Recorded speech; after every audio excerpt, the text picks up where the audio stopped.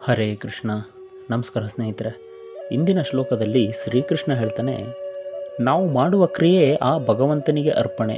ನಾವು ಮಾಡುವ ಎಲ್ಲ ಕರ್ಮವು ಬ್ರಹ್ಮಕರ್ಮ. ಅದು ಭಗವಂತನ ಪೂಜಾರೂಪವಾದ ಕರ್ಮ.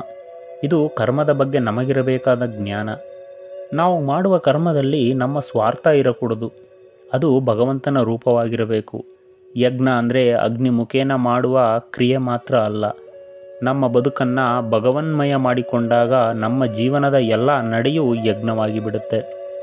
ನಮ್ಮ ಬದುಕು ಭಗವಂತನ ಚಿಂತನೆಗೆ ಮೀಸಲಾದಾಗ ನಮ್ಮ ಬದುಕೇ ಒಂದು ಮಹಾಯಜ್ಞವಾಗುತ್ತೆ.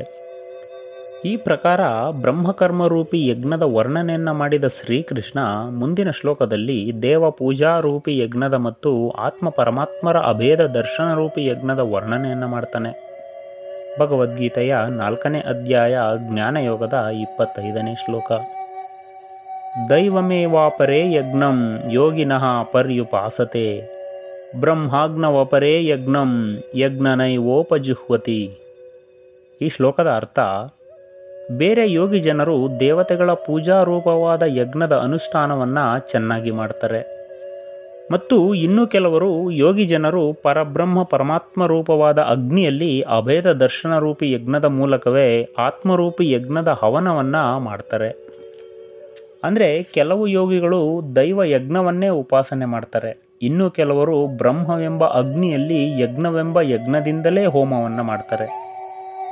ಈ ಶ್ಲೋಕದ ಭಾವಾರ್ಥ, ಕೆಲವರು ಹಿಂದಿನಿಂದ ಬಂದ ದೇವತೆಗಳ ಹೆಸರಿನಲ್ಲಿ ಯಜ್ಞವನ್ನು ಮಾಡ್ತಾರೆ. ಇಲ್ಲಿ ಬದಲಾವಣೆಯನ್ನು ನೋಡೋದಿಲ್ಲ, ಪೂರ್ವಾಚಾರವನ್ನು ಮುಂದುವರಿಸಿಕೊಂಡು ಹೋಗ್ತಾರೆ. ಇದಕ್ಕೆ ಒಂದು ಹೊಸ ಅರ್ಥವನ್ನು ಕೊಡೋದಕ್ಕಾಗಲಿ ಅಥವಾ ಹೊಸ ದೃಷ್ಟಿಯಿಂದ ಮಾಡೋದಕ್ಕಾಗಲಿ ಪ್ರಯತ್ನ ಮಾಡೋದಿಲ್ಲ. ಅಂತೂ ಇದಕ್ಕೆ ಒಂದು ಸ್ಥಾನವಿದೆ. ಸುಮ್ಮನೆ ಇರೋದಕ್ಕಿಂತ ಇದನ್ನು ಮಾಡೋದೇ ಮೇಲು. ಅನಂತರವೇ ಬೇರೊಂದು ಬಗೆಯ ದೃಷ್ಟಿ ಬರುತ್ತೆ. ಅದೇ ಕೆಲವರು ಬ್ರಹ್ಮಾಗ್ನಿಯಲ್ಲಿ ಯಜ್ಞ ಮಾಡ್ತಾರೆ. ಇಲ್ಲಿ ಉರಿಯುತ್ತಿರುವ ಅಗ್ನಿ ಸಾಧಾರಣ ಕಟ್ಟಿಗೆಯಿಂದ ಆದದ್ದಲ್ಲ. ಸತ್ಯ ಜ್ಞಾನ ಅನಂತ ಸ್ವರೂಪನಾಗಿರುವ ಬ್ರಹ್ಮವೇ ಅಗ್ನಿ. ಯಜ್ಞದಿಂದಲೇ ಯಜ್ಞವನ್ನು ಹೋಮ ಮಾಡ್ತಾರೆ. ಆ ಯಜ್ಞಕ್ಕೆ ನಮ್ಮದಲ್ಲದಿರುವುದನ್ನೆಲ್ಲ ಹಾಕಿ ಪರಿಶುದ್ಧರಾಗ್ತಾರೆ. ಆ ಬ್ರಹ್ಮಾಗ್ನಿ ಉಪಾಧಿಗಳನ್ನೆಲ್ಲ ಭಸ್ಮೀಭೂತ ಮಾಡುವುದು, ಅಸತ್ಯವನ್ನೆಲ್ಲ ನಾಶ ಮಾಡುವುದು. ಭಕ್ತ ತನ್ನಲ್ಲಿ ಏನಿದೆಯೋ ಅದನ್ನೆಲ್ಲ ಭಗವಂತನೆಂಬ ಅಗ್ನಿಗೆ ಆಹುತಿ ಕೊಡ್ತಾನೆ. ಸಾಧಾರಣ ಮನುಷ್ಯನಿಗೆ ಪ್ರಿಯವಾದ ತನ್ನ ತನವನ್ನೇ ಭಗವಂತನಿಗೆ ಅರ್ಪಿಸ್ತಾನೆ. ಹೀಗೆ ಕೊಡುವುದರಲ್ಲಿ ಒಂದು ಆನಂದವಿದೆ. ನಾವು ಕ್ಷಣಿಕ ವಸ್ತುಗಳಿಗೆ ವ್ಯಕ್ತಿಗಳನ್ನು ಒತ್ತೆ ಇಡುತ್ತೇವೆ. ನಮಗೆ ಅದರಿಂದ ಬರೋದಾದರೂ ಏನೂ ಇಲ್ಲ, ತಾತ್ಕಾಲಿಕ ತೃಪ್ತಿ, ನಂತರ ಕಷ್ಟದ ಮೇಲೆ ಕಷ್ಟ. ಆದರೆ ಭಗವಂತನಿಗೆ ನಮ್ಮನ್ನು ನಾವು ಅರ್ಪಣೆ ಮಾಡಿಕೊಳ್ಳುವಾಗಲೂ ಆನಂದವೇ, ನಂತರವೂ ಆನಂದವೇ. ನಾವು ಅವನ ವಸ್ತುವಾಗ್ತೇವೆ, ಅವನ ಪ್ರಸಾದವಾಗ್ತೇವೆ. ಪ್ರಪಂಚದಲ್ಲಿ ಮಾರಿಕೊಂಡವನ ಬಾಳು ಎಂಜಲಾಗುತ್ತೆ, ಕೊಳೆಯುತ್ತೆ.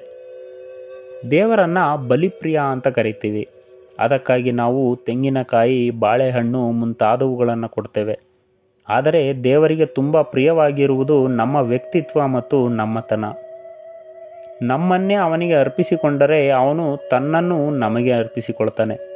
ಹೇಗೆ ಉರಿಯುತ್ತಿರುವ ಬೆಂಕಿಗೆ ಕಟ್ಟಿಗೆ ಬಿದ್ದರೆ ಏನಾಗುತ್ತೆ? ಬೆಂಕಿ ತನ್ನ ಧರ್ಮವನ್ನು ಕಟ್ಟಿಗೆಗೆ ಕೊಡುತ್ತೆ, ಅದು ಸಹ ಬೆಂಕಿಯಾಗುತ್ತೆ. ಹಾಗೆ ದೇವರಿಗೆ ಕೊಟ್ಟರೆ ಏನು ಗತಿ ಅಂತ ನಾವು ಒದ್ದಾಡ್ತೇವೆ.